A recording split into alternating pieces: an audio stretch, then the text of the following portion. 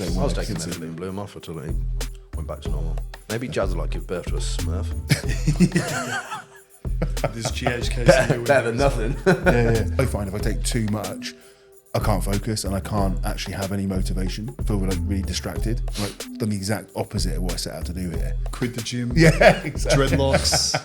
Move to Bali. Yeah, why not? SLU, people are talking about using it 1 milligram, 10 milligram, 100 milligram. But I do see clients have pretty potent stimulatory impact of like 250 micrograms. Do you know what I was looking at the other day? An ayahuasca retreat. Yeah, we were doing that. I was really thinking about it. 2 scoops in the morning, and I would be like a bit like lethargic getting through the day, but also the explosive diarrhea that came from that. Yeah, I was It wasn't great. Slow progressive overload, slow caloric overload, slow PED overload, as and when needed. And here we are, over a year later, still progressing. Say it was a big tube like that, it's a tiny little bit fat at the bottom, and then there's just the breast tissue. I was like, can I take a photo of that? Yeah, I don't. We've already taken one. We get this all the time. I was like, it's not just me being weird then. Yo, everybody, welcome back to another episode of the Doghouse Chat. I went to say Physique Collective podcast. It is Doghouse all the Chat. same. Yeah, the reason why I went to say Physique Collective podcast is me and Matt have been doing an episode separate from this episode where we just film in our offices. There's been some special guests on the last 2 episodes, depending on what's come out by the time you're watching this. So if you want more of us talking, go ahead and check that out. But you will see we have a special guest with us today. Special returning guest. Yeah, This is the second time, We're back. Second time on the Doghouse Chat, Mr. Rick Boundy. Pleasure to be here. Thanks for having me back. It's a bit of a different weather than what you're used to. You can see the tan probably gives it all away here, and we're sat here pale as shit. It would look like a white Oreo. Basically, you got a rose between 2 thorns, and it's freezing. You're in the worst time to come to the UK as well. Just embracing that And discomfort, just, you know? yeah, this is it. I mean, bringing the tan, bringing the vibes. Last time Rick came, for some reason it got really sunny, didn't it? And that was, what was that? One of the It only was like times ever. May, Yeah. June. Yeah, it was nice. A bit nicer than it is now. Quite different, but we'll take it. Me and Rick are off to Germany next week, to the Shaolin Temple, Europe. I was going to say, is this a show or is this no? Is it like a silent retreat? Not silent. Shave the head. Yeah, Is that legit? Monk vibes. Monk vibes. Is that going to be a thing? We won't have to shave our I was going heads, to say, but shave your head out. Rick's I'm doing just it. going over. I don't know. Rick's doing it in preparation. Look like Fair. the monk, become the monk. Yeah, fair. Constructing the new identity. That's it. But no, we're going to meditation retreat. Do you know what I was looking at the other day? An ayahuasca retreat. Yeah, I've- we were doing that. I was really thinking about it. or more like a psilocybin trip Fair. would be cool. I just thought an ayahuasca one. So there's a guy I know called George Armstrong. He's absolute G. Do you know George? Yeah, I know John. Yeah, he's absolute G. He lives out in Bali. He went the other day and did an ayahuasca one, and I was like just chatting to him about it. He said it was unreal. How did you get on? He said he was sick a lot. he said it was the best experience of his life. Purging, they call that. Yeah. Purging all the shit that's not meant to. Yeah, he said it was one of the best experiences he's ever gone through. It's so common, that feedback of like, best thing I've ever done. I have also, though, seen people say that ayahuasca ceremony ruined my mental health. Fair. I guess it can go either which way. And I'm guessing, I mean, I don't know the science of ayahuasca and stuff, but I'm guessing there's like some potent rewiring of neural pathways that goes on. And you can definitely wire ways that you don't want to wire. I'm unsure what the upside would be. But I know what the upside is with mushrooms, and there's no real. I've never seen the downside. I mean, you don't like it, but I've never really seen a psychological downside. I do wonder what the upside is with ayahuasca. I'd love to try it, but I do wonder, like, is it going to make me like enlightened? Just quit the gym. Yeah, exactly. Dreadlocks. Move to Bali. Why not? Please don't get dreadlocks, bro. I've had the same haircut for like 20 years. Ain't changing now.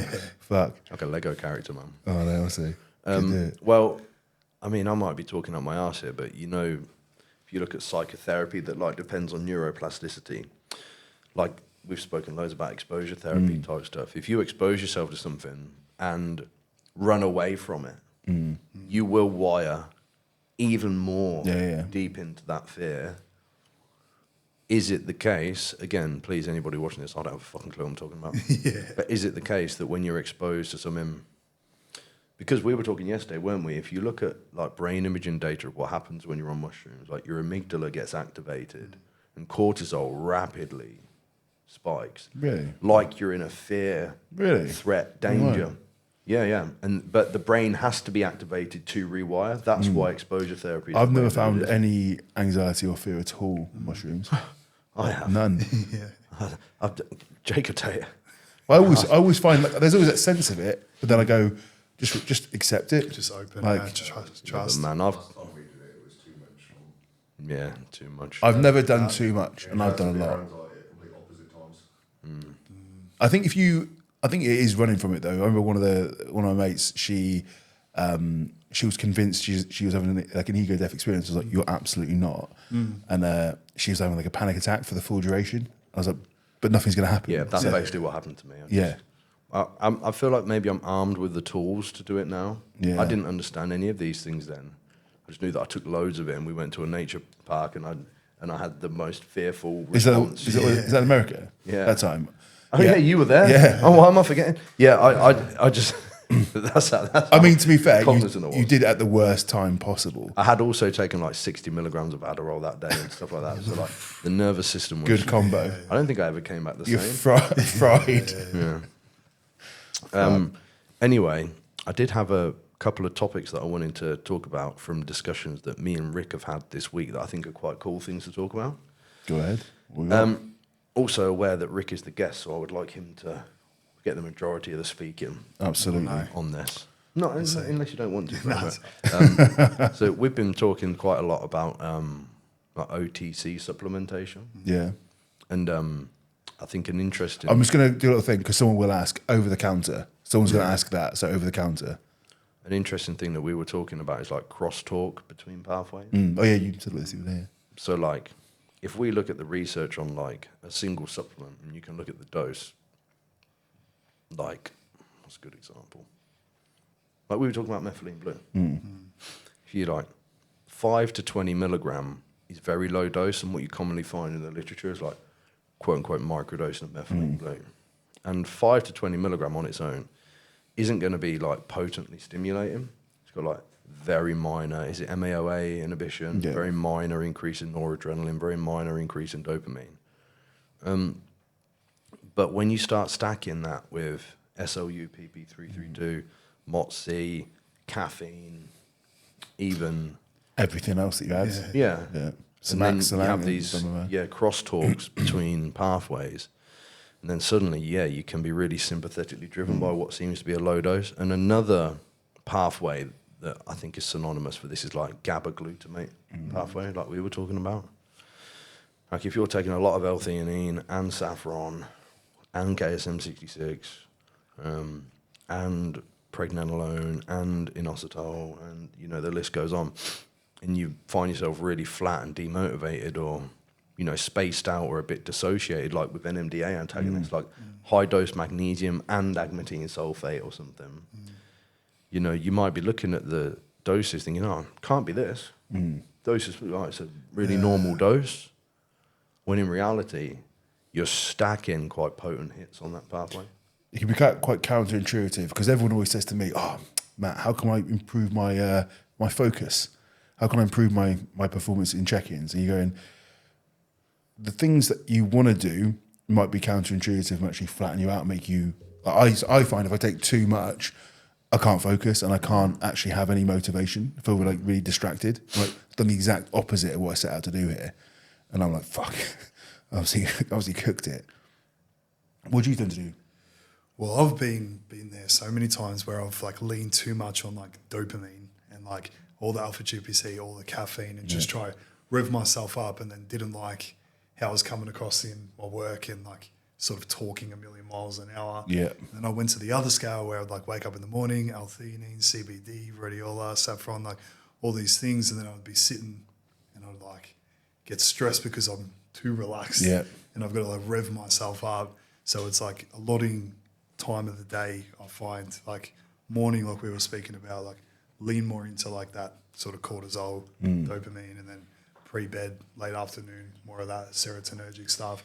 But yeah, definitely have taken things too far with the combinations of multiple things. When really at the end of the day, I could probably benefit from just L-theanine. I was before we come on camera, we were actually talking about making things way more complicated than it needs to be. We're talking about like realms of physique development, but I think it's the same for like nootropics. We're trying to find this like perfect stack, and in doing so, we could have probably just taken nothing. Do you know what I mean? And we've probably already done the perfect stack, but then we thought there was a more perfect stack. That's it. And then but there is no perfect. You're probably right though. Just like coffee and L-theanine, that might be the one. Like, but we're trying to find this. I'm gonna put everything in and wonder why I'm less motivated than ever.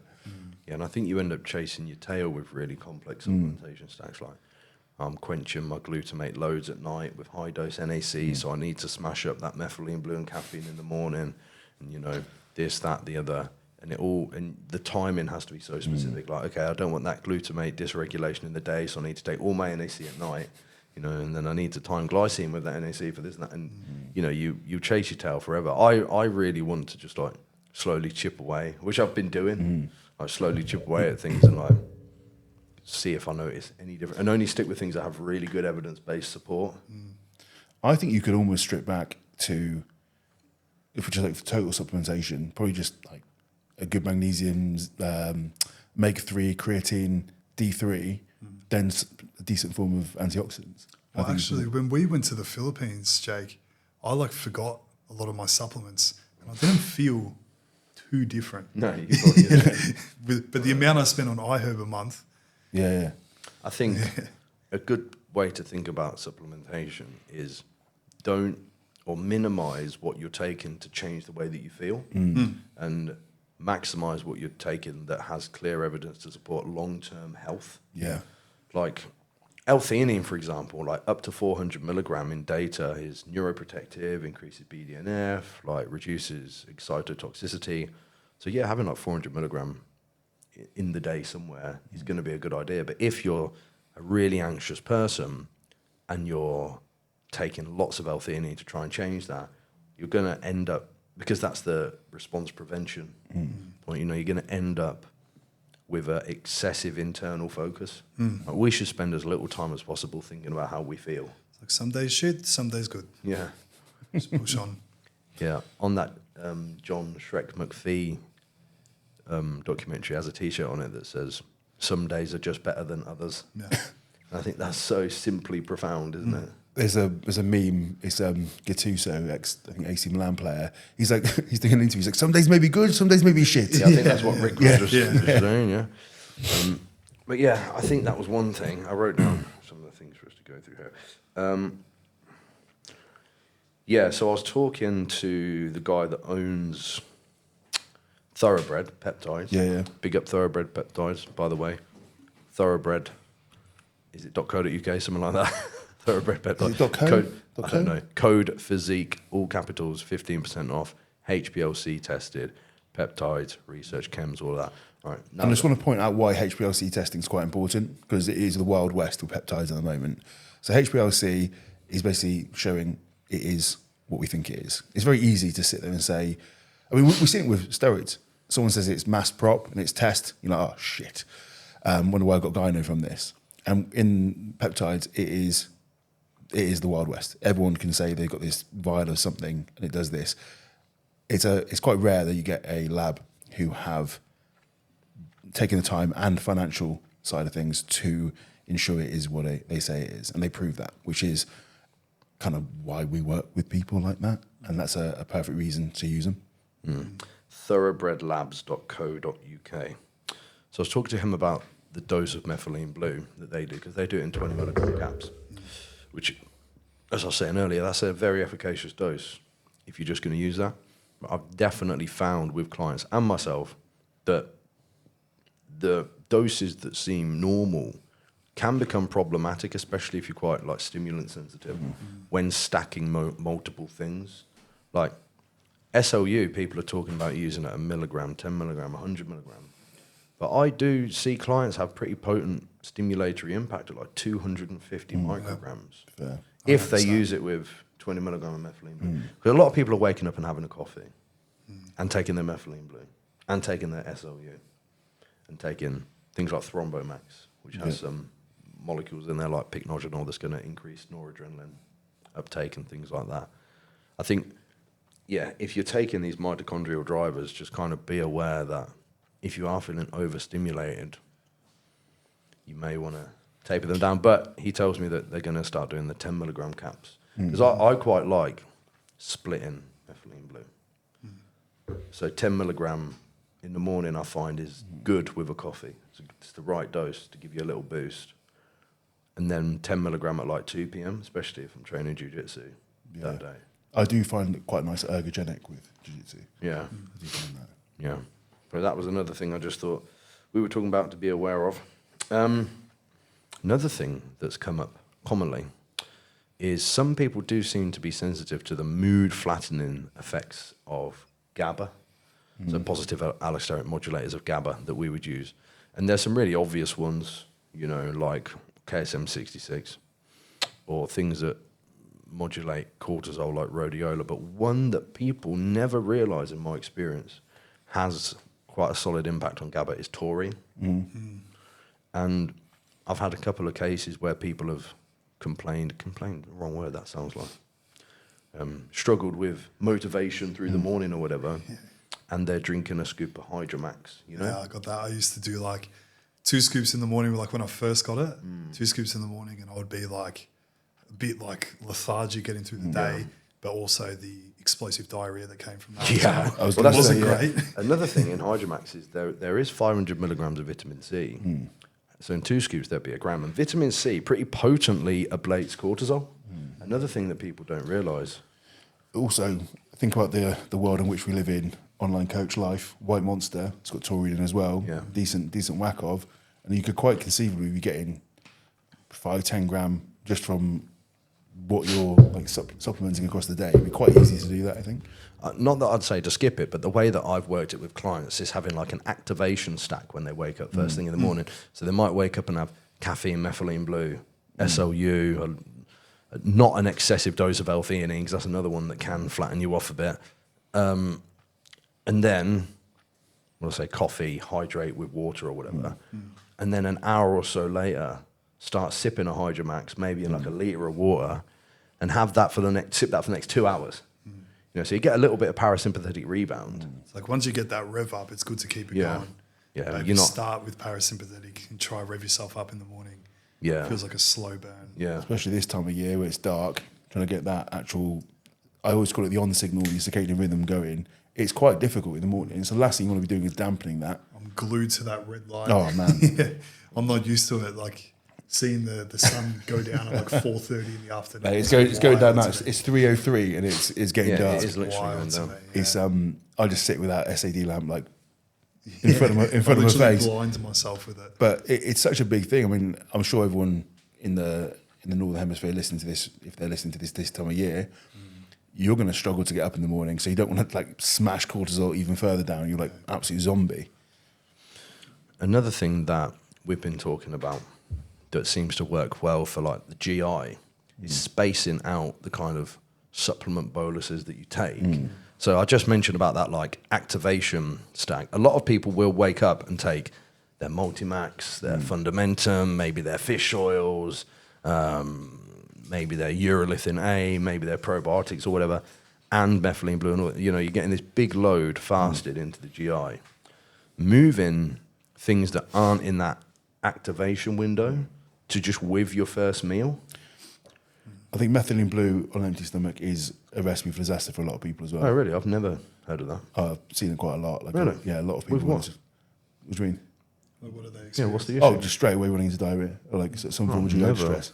Is that just like the sort of stimulant effect you get like from a coffee? I don't know. I don't know if it's the actual like hitting the GI tract or if it's whether it's like a stimulant type thing. But I've seen this reported quite a lot of times. Really? Yeah, maybe it's just the guys I work with. Maybe they've got a problem, but I've seen it.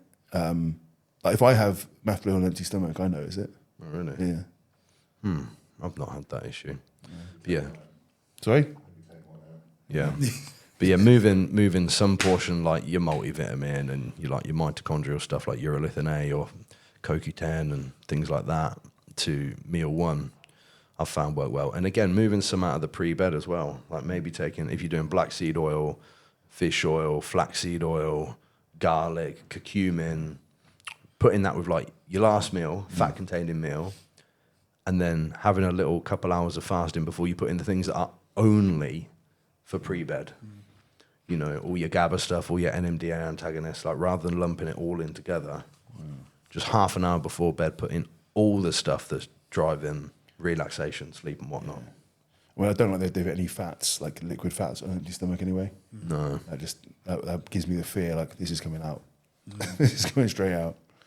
Yeah, I tend to take like pregnenolone as well, like a fat containing meal. I don't know if that's just, I don't know if there's any good evidence to support that. I have no idea. Being meaningful, but yeah.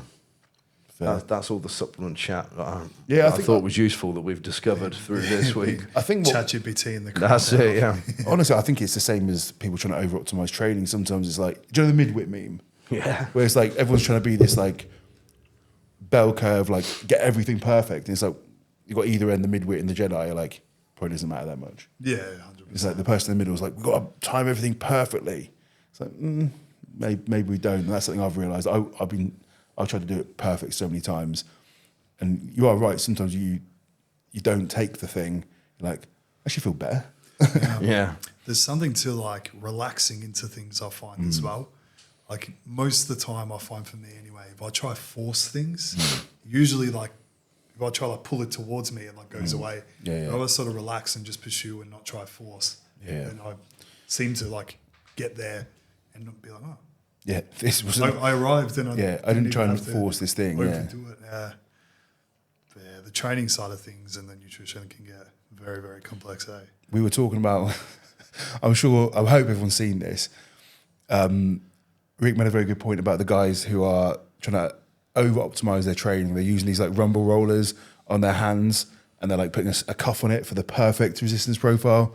And you're like, no one's got big doing that. Like, I can't work out if it's rage bait or not, but I think a lot of it is. it probably is. It's got ya. I see it. I'm like, surely not. But you've got these guys who are like the quote unquote biomechanics experts on TikTok and Instagram. Where's that science-based training? Yeah. That is the phraseology used now. I'm not sure things like that are really supported in the published data. Not sure what science. They're just I don't know. grabbing an idea and running with it. It's like mechanistic. It's purely mechanistic. They go, they like max and most unit recruitment from like that, and they're just going off on one, which I like the model, but these guys are also like 150 pounds. You're like, I hate to be this guy, but evidence is also what you can see with your eyes to some degree. And if people are consistently getting jacked from doing a certain way, and the people that aren't getting jacked are putting rumble rollers on their arms. I don't think it's that finite that you need to get to that specific Yes, this is it. detail to eke out on a trophy. Yeah, it doesn't need to be that.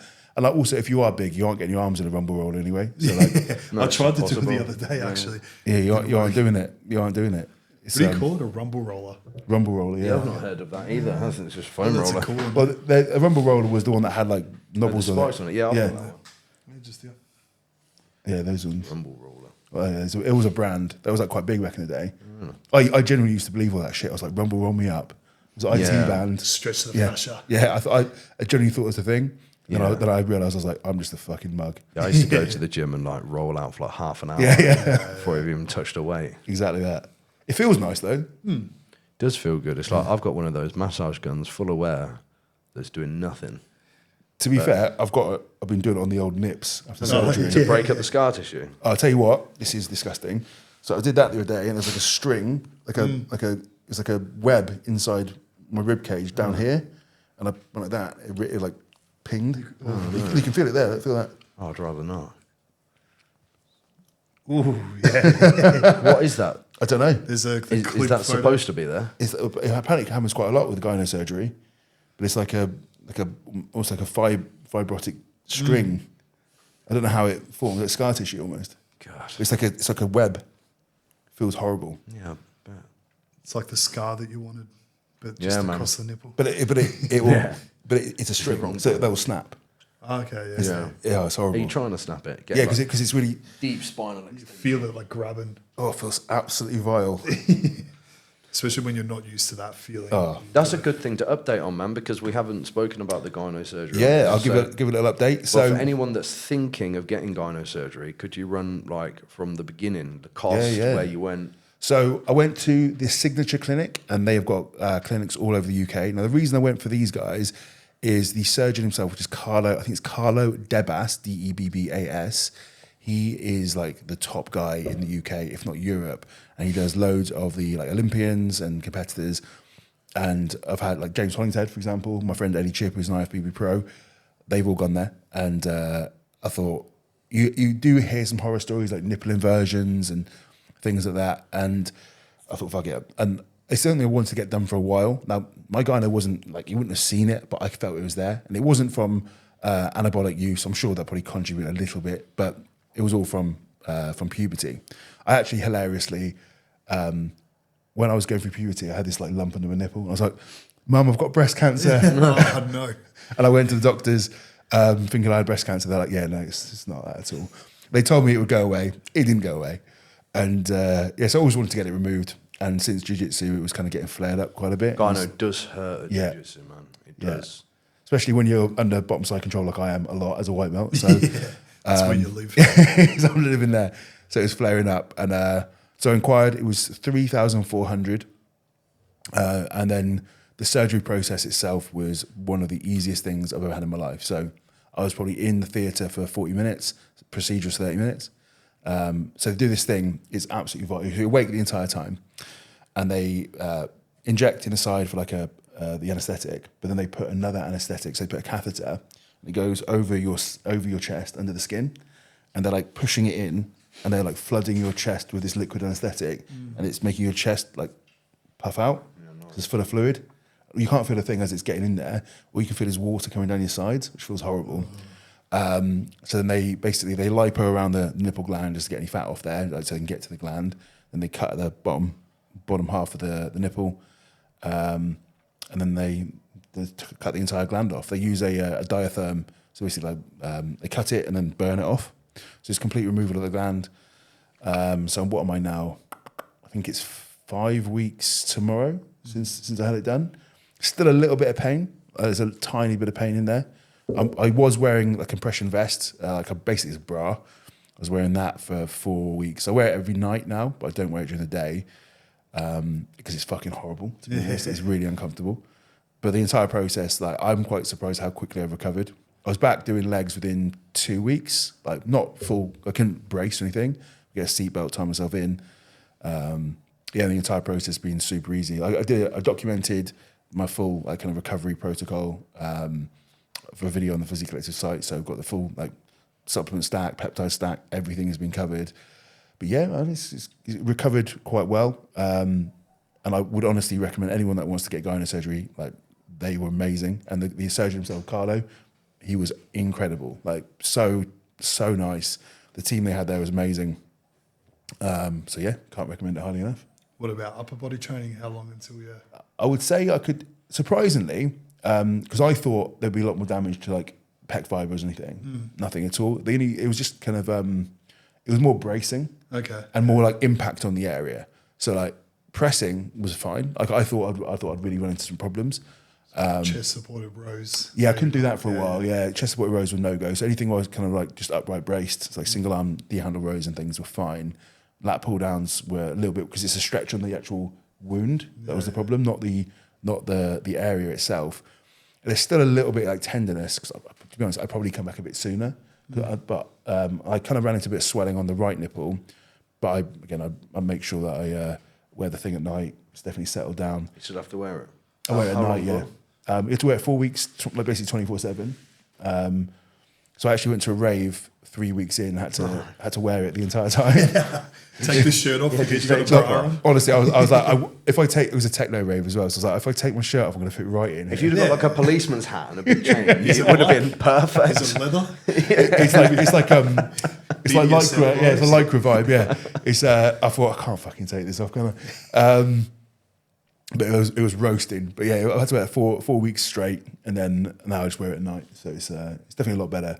But yeah, recovered pretty fast, to be fair. Some of those things I don't even think about. I don't even know if I have any I'll probably I have do. some. I never. So I had a tiny bit in my right nipple from when I was a teenager. From when I did HCG and HMG, it's fucking bad now. A teenager? You've seen it. It's fucking bad. It's not yours isn't bad. You know when it's on you. Yeah. I fucking notice it. Yeah, but you know it. Like it's one of those things that I didn't really. No, everyone said, "I can't really see it," and I was like, "I fucking know." Yeah, this is. The I same. know it's there. If I get out the shower and I'm cold, you can't see it. Yeah. It's when like you're hot. I tell and you what, it does hurt. And a white t-shirt that's tight. Yeah. I'll tell you the time I notice it the most is say you're like lean and you're on holiday, and it's hot. Yeah, You've got like a that's what I'm puffy saying. It's just like nipple. this little circle. You can't see it, but I notice when nipple's puffy. I'm looking at it and I'm fixating on it. Yeah. Well, the thing. And that just isn't a nice feeling. The thing with me is it's all pseudo gyno. I don't have any lump in there. Really? I can't feel a single lump. It's That's all just like fatty tissue. Weird. And that only happened. That was when I was on the highest dose HMG, and I took my test down to 90 milligrams a week. This is quite recent, is it? Yeah, man. Oh, Oh, I well. thought you said when you were a teenager. No, I said when I was a teenager, I got a little bit. Right, on the right, side, right. a little bit, but never enough that even I cared about it. Yeah. A little bit of puffiness only on the right side, but nothing on my left side. But then recently, when I did that HMG, because I was doing 170 tests. Oh, yeah, sorry, it wasn't 90 tests. 170 tests with 75 units of HMG every other day. I had to pull down to 70 tests with 100 mast. And even there, man, I don't know why I was so sensitive to the estrogenic impacts of HCG and HMG. Do you, Real bad. I mean, theoretically, did you have a really low, like basal estrogen? No, it's high. Always. Because my estrogen was really low, actually. actually. Mine's always high. In my oldest blood work, when I was using like a gram or 2 grams of stuff, and my estrogen was always like 120. Now it's like 340, 360. Yeah. So when I was natural, my test was like 29, and my estrogen was 18. That's And low. It's really low, and I wonder if that was why I'm potentially very sensitive because it's never been exposed to it. I don't know. This is my again, I'm spitballing, but honestly, I would recommend the hell out of them. Like I know quite a lot of people have had them. Obviously, Nath went to Yeah. Carlo, Yeah. So there's a lot of people that have used this guy. His looks fucking great as well, man. Yeah. Like you can't see. I mean, what was it? 5 weeks ago, 6 weeks ago, maybe. His was like a month before me. Yeah. He's only been back to training upper body like 2 weeks. Oh, fair. I might have rushed it, but No. you can definitely see it. You can see it, but like there's a little bit like Is it like a fine line? yeah. I can't see Nace when I zoom in on this check-in, but Oh, mine's it's a different colour to my nipple, but it's not. It'll fade. I put scar cream on it every day. What are you saying about the amounts and the amounts? That Oh, was the Christ. most So they've taken out. I'm gonna probably get the numbers wrong, but I looked at mine and mine was like, let's say 10 grams or something, and it was like a couple centimeters. Oh, it was a lot bigger than I thought it was going to be. Right? I did put a picture on the Physique Collective site, so if you're interested, in the forum I've done a full detailed breakdown of like the surgery, and I think it was like let's say 3 centimeters or 4 centimeters, and I was like, oh, that's fucking big. And he was like, oh, no, it's not that big, because I thought that was reasonable size. I think he said the biggest one he's ever done is like 200 grams or 250 grams. that's just breasts. And I was like, wow. Okay. I mean, think about 250 gram chicken breast. Yeah, massive. Yeah, it was. Just And all the thing is, fat. that's not fat. That's pure breast tissue. Yeah, 'Cause just glandular tissue. They take the fat off separately. Yeah. So like he lipoed the area, and there's like he's got a lipo tube, and it's got like a little bit like say it was a big tube like that, it's a tiny little bit of fat at the bottom, and then there's just the breast tissue. I was like, can I take a photo of that? Yeah, I don't. We've already taken one. We get this all the time. I was like, it's not just me being weird then. And then recently you've had your bloods done by Youth Revisited, haven't you? Yes. And you had the at-home visit. At home visit, yeah. And Rick just bought, he hasn't had it yet. Let's get the review. Oh, I tell you what, right? This isn't because we're sponsored by them. This is legit review. So the reason I shouldn't name companies, but there's a famous, well-known blood work company, and they were coming out with some very dubious results. And we wanted a lab that's got like in-house. And so Youth Revisited, they've got an in-house lab. So basically sent us a blood work kit, which I believe was the complete comprehensive athlete panel. Competitive athlete. That's I one, think it competitive is, athlete. yeah. And home visit, honestly, home visit booked 2 days later. Come to my house, I think they were in and out in 20 minutes, super professional. And I'm someone who is not good at blood work being taken. No, I'm terrible. I'll pass out. And I didn't even know she put the needle in. She was amazing. And they took 3 big vials out, and I didn't feel a thing. And that's the first time ever. And I was like, oh, fucking What hell. was your cortisol number? This is a game that I'm playing with people to see if they've topped me. I can tell you. Go I on. will have to have a look. But the results were not that bad. The only thing that was a little bit low when we looked at this was my progesterone. Yeah, and that'll be because you're using bloody life extension pregnenolone.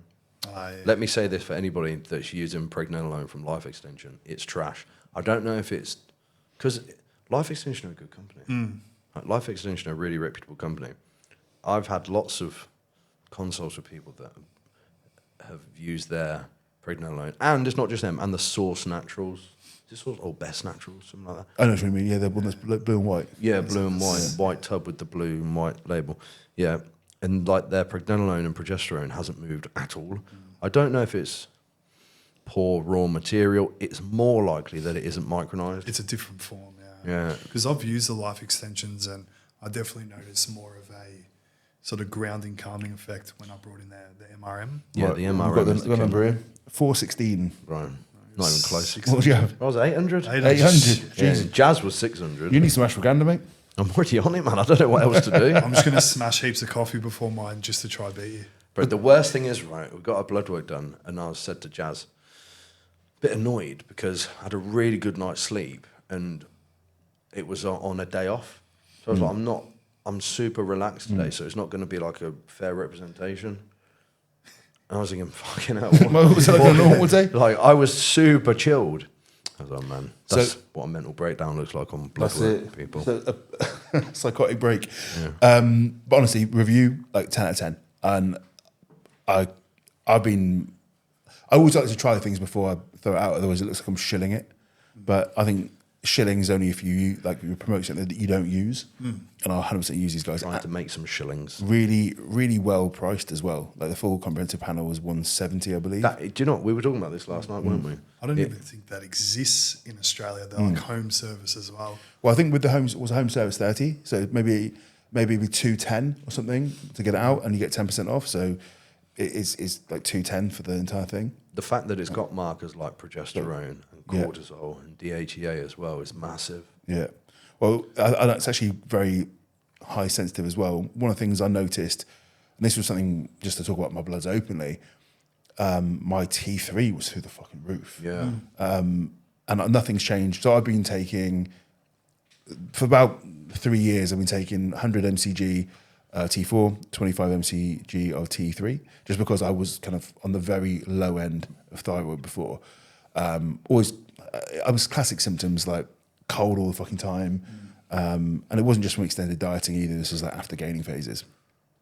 I just took that and I was always kind of mid to normal T4 and T3. Again, nothing's changed, like growth hormone, nothing else. After surgery, I was waking up like with like palpitations and things. I thought, is there some interaction happening with the peptides or just systemic stress? So this is one of the reasons I wanted to get the T3 or the thyroid check, just in case. And I think the upper end of the range is what, like 6? I was at 9 for T3. That's quite far over as well. Yeah, right? quite. And I was like, ooh, that's interesting. So obviously something's happening. We spoke about obviously dopamine. Like you gave me some bit of research on that. But I've actually just pulled out the T3 for the meanwhile. Left the T4 in. Leave the T4 in. Because I've clearly never had an issue conversion, like never. So I'm just going to give T4 monotherapy and instantly feel It a is lot better. If you can do T4 monotherapy, it is better. The longer half-life, longer active life. The flat line, basically. Yeah. Because, you know, T3, oral T3, has that annoying Yeah, very. spike. And I do find I was getting quite, you know what palpitations are like, they're not very nice. And obviously having had an AFib before, I'm like, fuck, am I having a fucking AFib episode? Clearly not, but yeah, doesn't feel good. And your resting heart rate, has that come down yet? A little bit. After surgery, so my resting heart rate went up about 15 beats a minute. And It's trauma. yeah, but I think it was also, I do think there was something happening with peptides as well. Because They definitely, Yeah. MOTS-C and well, retitruside. MOTS-C and retitruside were always in. So this is in addition to. So I like. To what peptides? So my resting heart rate was in the 50s. With Reta and MOTS-C, it went up to around high 50s, low 60s. And then when I put in TB BPC and GHK, it went up to like 75. Wow. They don't do anything to mine. That's the thing. I can't really see an interaction there. With the red eye, would that be more the glucagon? Yeah. Yeah. Yeah, that's like I see that across the board. So I've had a crazy resting heart rate response to retatrutide and moxie. Yeah. I mean, you've seen I was rolling around like 43 to 45. I mean, I used to show you all the time, didn't I? So flex it Flexing off, on yeah. it. Yeah, hardcore. And I put Retta in. What do I do on Retta? 250 micrograms per day. So super low dose. And 500 micrograms of MOTS-C. My resting heart rate's fluctuating between like 59 and 65. Yo, I've gone up like 20 points at the top end. Like, what? Mine's it's 73 last night, but it's been a little bit lower this week, like in like 67 sort of marks. It has come down a little bit, but still a lot higher than it was. And I'm going, where's that coming from, sort of thing. It might just be like, again, I'm probably still not quite 100% healed, but I've been living in that sauna that I bought, and that is I feel really relaxed. I feel very chilled. Like my cardiac output from all the cardio I've done hasn't dropped really. So I'm thinking something's happening. I might just do a clear out at some point, pull out Retta, pull out everything. Maybe you're just doing so much, it's having your heart rate elevated throughout the day, so then the average is... Yeah, well, potentially. But even it's weird because now my heart rate is 78, and when I was driving over here it was 60. Bro, I'm at 90. Yeah. Mine's always highest. 96. Yeah. Oh, to be fair, that's quite high for me. I don't know why. I do find, like, I love a Garmin. I don't know how accurate these are in terms of heart rate, because it is quite inaccurate. They're very inaccurate. When I'm on the spin bike, if my hands are like this on the spin bike, it reads me at like 105. Yeah? And I'll take my hands off and put them on my side, and it'll read me at 140. Yeah. And the 140 is correct because I can tell from the way. One thing I will say is the Apple Watch, very good. I use the chest strap. Yeah. Can you Well, link I can't it? be fucking bothered. Yeah, it I does. might have to do that. Yeah, because if I go on like bike indoor, it automatically connects to my chest strap. I used to wear it for jiu-jitsu, but it used to fall off and shit. Yeah. It is a faff. I'm like, fucking put that on. I tell you what, as I've got more into kind of doing the cardio stuff, I was saying I started doing the Norwegian 4x4. Not because it's like this miraculous protocol, but it's a little bit of evidence-based practice to raise up your VO2 max, which I'm interested as I'm getting towards 40. Sounds cool when it says Norwegian. Yeah. I was like, I'm sorry, Bulgarian. Yeah. If it's a German volume training, I'm in. Basically, it's just a high level of a high level of max heart rate for an interval of 4 minutes. But it's quite hard to do. So I've been kind of going off the wattage of the bike and trying to improve that. So it's 4 minutes on then? 4 minutes on, 3 minutes light, 4 minutes that's on. hard, man. So it's like, but the thing is, A bit like a jiu-jitsu roll. yeah, that's why I'm doing it as well, because it's like a little bit more specific. But I fucked it because I'm used to doing shorter intervals, like 15 to 30 seconds. I've gone out like I'm doing that and tried to maintain, because it says 9 out of 10 RPE. And I'm like, let's go. That's so hard to gauge. But then trying to do, you can gauge that for 10 seconds. You can't gauge that for 4 minutes. Yeah. So I'm going to try and get like resting heart rate, or a heart rate strap to try and determine what's going on there. But yeah, it's You mentioned something about sauna that I think is really worth saying. I did a story on sauna and HRV the other day because I've got a big. Do you know what? I always forget the word. I wouldn't say I've got a big suppository of it. Is it repository? Repository. Suppositories. Hey, Yeah, about the sauna, mate, I've got a massive suppository ready. Tomato. Anyway, yeah, I've got a big repository. I need to remember that of research on the sauna, and I think people look at it as a relaxation tool, which it is, right? To some degree, but you have to know how you get to the relaxation because it's so key. So there is a sympathetic activation under heat stress that occurs. When you are in a sauna, adrenaline increases, cortisol increases, sympathetic tone increases. During the cooling process, we're talking like 2 hours later, you get what's called a parasympathetic rebound. A pendulum swing, which is great, which is firstly why you want to time it 2 hours plus pre-bed, not really close to bed. I notice that if I do it right before sleep, my sleep's screwed. Well, I've done sauna sessions where I did one before where we were having, do you know Evelina who came in earlier? We were having lunch at their house, right? And I was like, I can get a quick sauna before that. I was in it for like half an hour, came out, drank a coffee, went over there, and I was like, fucking hell, why do I feel like I've taken amphetamines or something?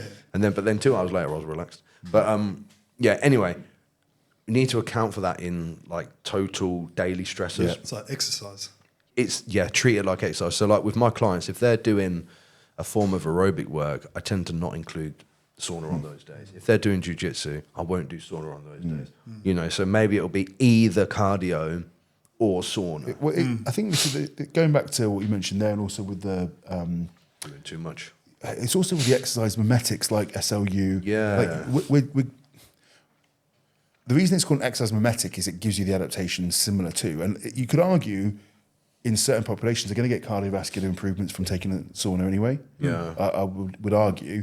And there's evidence to support that. Yeah, and I just think we're stacking layers on layers, trying to find optimal. And like we're saying with the supplementation, we're probably going to run into a situation where we're just fucking stressed. No, because you're it right. is a stressor. You're right. Exhausted throughout the day, no energy. And Yeah, you're right. You're talking methylene blue. It's got AMPK activation, metformin, berberine, ALA, SLU, MOTS-C, SS31. I take all of these on a daily basis. it's like you're just exercising all day. But yeah, but we have to, well, exactly.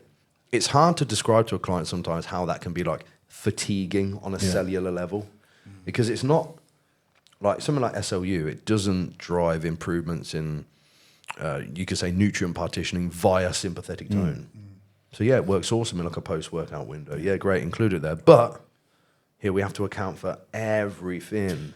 I think we look at anything that causes an adaptation also causes stress. Yeah. So you're like, it has it's a to. cycle that has to And go you're like, through. we're just going to be very careful about what's going on. Again, look, you could be in a sauna for half an hour and your heart rate, like look at your heart rate. That's how I'm up at 130. Yeah, it's going to jump. Mike keeps going abnormal heart rate. I go, yeah, because I'm stressed at this point in time. You keep stacking that. Like I've been having a sauna every day and I feel great for it. But I'm also really conscious that I'm not doing jiu-jitsu at the moment. Yeah, if you were, you would Yeah, have but to you do could, one or the yeah. other. That's exactly what I was doing when I was injured. Instead of going jiu-jitsu, I was either spin bike or sauna. Yeah. And for a little bit, I was doing, going completely against my own rational judgment. I was lifting in the morning, doing a sauna in the afternoon, and going jiu-jitsu at night. Yeah. So you're slamming I yourself. feel like 3 I'm times. still paying for that, man. They like cook me up. People laugh at overtraining, but if we look at the actual real world, take someone who's a long distance runner. If you go to the gym and just lift weights, you're probably not overtraining. But if you're doing a heap of endurance exercise, you could see how the stuff we've just mentioned, being an exercise mimetic, we're creeping towards that overreaching, overtraining territory quite comfortably. And you might not experience that physically, you might experience that more mentally. Yeah. Should we give some practical recommendations then? Because people are watching this. They're like, thinking, what Just do fuck do nothing. I do? They're Just don't exercise. Well, let's do this then. If someone is going to use all this stuff, let's give recommendation. If somebody wants to use SLU, methylene blue, MOTS-C, SS31, metformin each day, I think they're the most common and most popular, aren't they? If you're going to use all of them, where are we going to dose them at? I would say as low as you can get it. So like, I mean, SLU is a hard one because I wouldn't have a fucking clue. Very hard. Shooting in the dark. I mean, I'd rather error. Here's the way I look at SLU. Is we can do the human equivalent dosing and whatnot, blah blah blah. I do genuinely see improvements on blood work and performance as low as 250 microgram a day. Genuinely. Fair. So I think leave it there. fair. Maybe 500. Tail end of prep or something. This is in the context of also using all that other shit. Yeah, fair. I mean, meth blue 10 to 20. You like 10. I like 20 acutely. Yeah, I mean, I've taken 20 this morning. I think the 20 milligram a day dose is perfect, but I think the 10 milligram split dose fair. is perfect. It's got about, what is it, a 5-hour half-life? Yeah, I think I might get getting confused. Maybe, yeah. Yeah, there's some wonderful benefits of methylene blue, but it is stimulating. MOTS-C, I would say 250 to 500. I think a milligram, man. You reckon? Yeah, I'd say 500 microgram minimum. Fair. A milligram a day works well. I like it paired with SS31 as well, or SS31 beforehand. SS31, I don't find to have any kind of stimulation. No, I don't find a fucking thing. this is I just forget to take it because it does nothing. I think of it as like a mitochondrial health tool. Sort of like a foundational Yeah, support. I like it. Just on a complete segue, I do find that's probably one of the only ones I would feel confident putting in a fertility stack Yeah. for know that it isn't going to impact anything else. I wouldn't feel comfortable Proof with of it. human use quite Yeah. recently. I don't feel comfortable saying that for like meth blue or any other things, even though there might be mechanistically an improvement. But SSA1, I was taking methylene blue, my fertility went back to normal. Maybe Jazz would like give birth to a Smurf. This GHK Better than nothing. So I've derailed us. Where'd you dose that? What? SS31. About a milligram a day. yeah, Yeah, same. for consistent use, I think if you were going to cycle it, probably more like 2 to 3. What else have we missed? Metformin, 500 milligrams. Yeah, a day, 5 milligram. standard. Don't even mess around with that. I think that's it. Easy. And then in terms of everything else, I'm a big fan of layering. So I mean, easy days and light days with training. So if you're going to have a stressor, don't have stressors all over the week. So I think over a 7-day split, you don't want to put. Imagine you had, I don't know, 4 weight sessions, 3 jiu-jitsu sessions. You wouldn't go every other day. Like you wouldn't go weights jiu-jitsu, because you're giving yourself a stimulus every day. I wouldn't someone to have at least 2 days off. Like I can get 1 day off, but one of my days only has a really light. yeah, that's essentially like a technical day. Yeah. That's fine.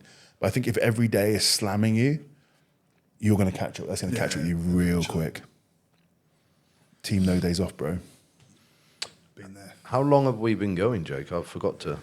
50? Oh, 51. God damn, we're closing in on the end of this. Well, while we got Rick, I want to ask Rick, because I saw a crazy transformation on your story earlier, Joe. Oh, yeah, baby. So what's your training like at the the moment, Rick? longest macro cycle of any It's been client a lot ever, of fun. literally. Been a lot of fun. So what's it looking like for you?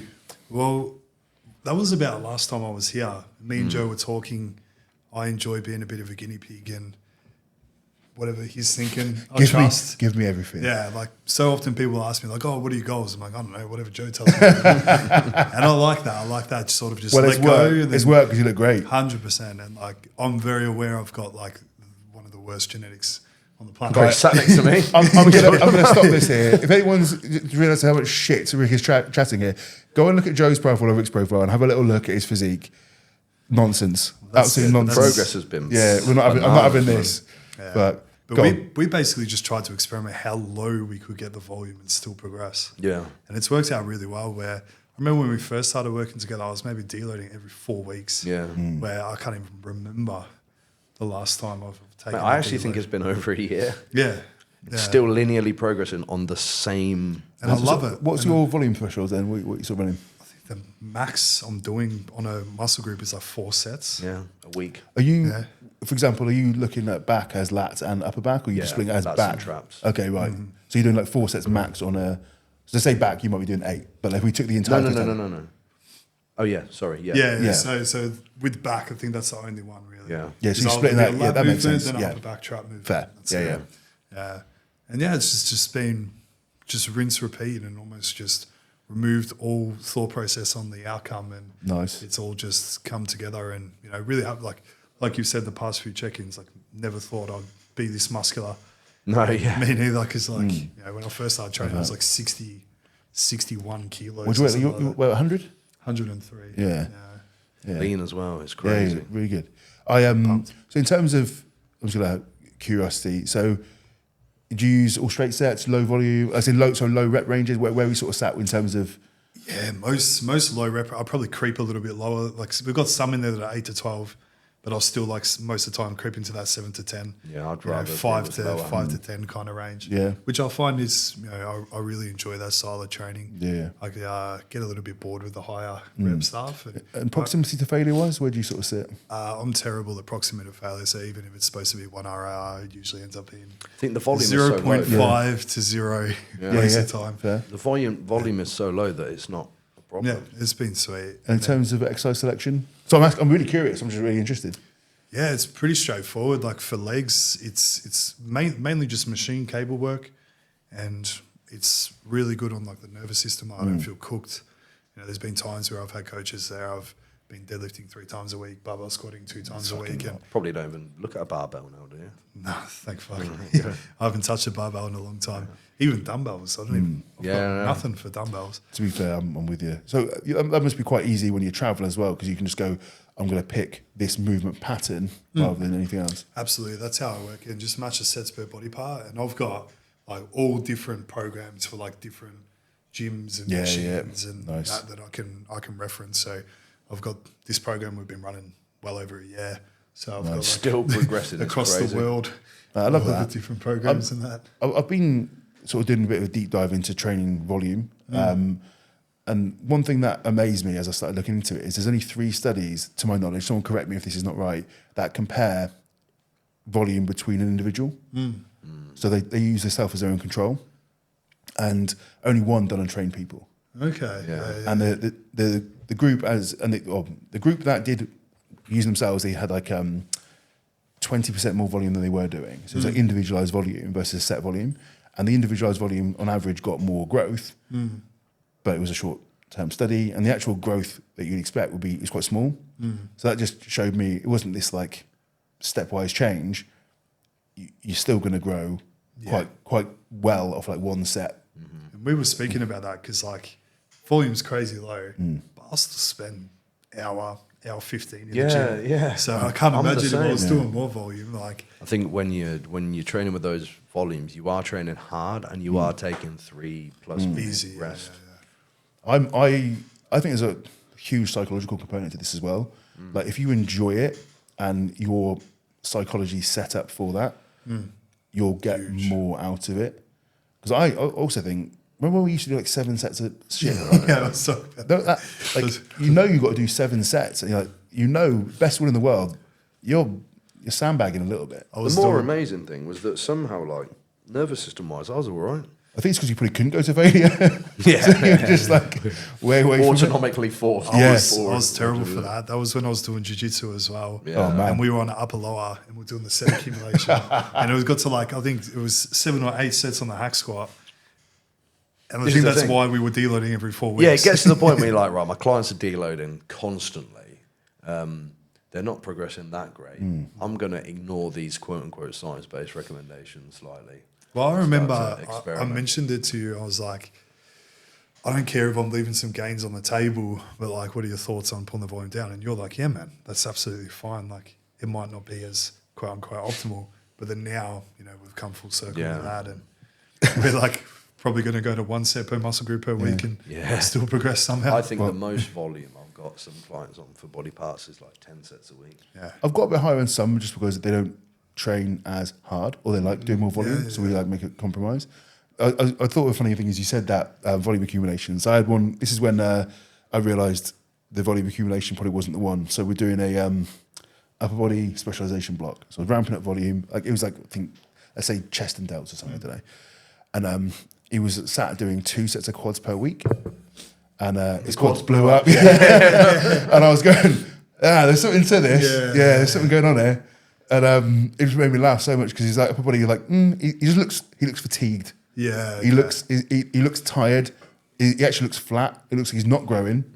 So his quads are fucking blown up. Constant recovery cycle. Yeah. You don't actually get that proper adaptation. 100%. And I love it too. Like it's when you're busy with client work and stuff like that, like knowing that you've got a huge session to get into that's going to take you 2.5, 3 hours, it takes a lot of the joy out of it. So I'm loving it and happy to keep rinsing it till the wheels fall off, depending on what the blood work says. I think like, you look. The thing is, you look. This is going to sound so bro, but you've got that look which is just dense. Yeah. And it's. Yeah, and you didn't used to have that. Yeah. Either. That's quite a new. And I do tend to find that comes more so from like it's the old Dorian Yates things like that you can lifting heavy. Do you know what? That is so bro, but it is so true. I swear. And I definitely would say like my power to weight ratio is probably one of my strengths. Like I'm much stronger than what I look like I am. Yeah. You're pretty strong, bro. So. Yeah, you're under 3 kilos. I'll take that lean. too. So it's it's a tough time being over 220 and lean. Just a hobby builder. Just a hobby builder. But I do think there's something to be said. And listening to Chester Soko talking about how low his volume was, and he's jacked. You're thinking, like, I'm seeing it more and more and more, especially for someone like you say, as a hobby builder. we're going to be training all our lives, right? Yeah. So what's the race? Yeah, what's the rush? Yeah, and what are you rushing towards? We're all going to end up in the same place. Yeah. But like you're never going to get to your genetic potential, so you might as well enjoy it as much as possible to get there. 100%. Like if you don't look forward to training, like I like training, but I don't want to be in the gym longer than 45 minutes to an hour. That I don't enjoy it. I never have. Like, a 2-hour session fucking wrecks me. Yeah. I'd rather just be in and out, and I'm sure like you're probably enjoying your training more now. Fucking hell, I'm putting words in your mouth. Do you enjoy your training more now?